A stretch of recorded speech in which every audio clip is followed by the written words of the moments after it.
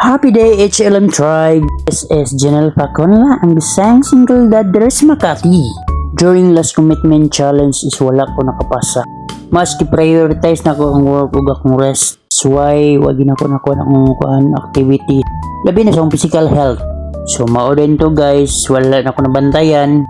Naka-stress eating na day ko guys. The more na mahago ka, mas gutumon gyud ka. So mao ni ang resulta. So anak ko sang self-pili gini pwede. So I start of 12 pag lunch break, pag naibakante, mga 15 minutes shadow boxing kay exercise tanan, makataas pog stamina. So I order gloves, bahala guys space, ala birada gyapon. Tuloy-tuloy yun na guys sa sulod sa kabulan. Balag mo start kong mga 10 to 11. Ilay mo guys, basta di ko mahago kay dili ko makatulog.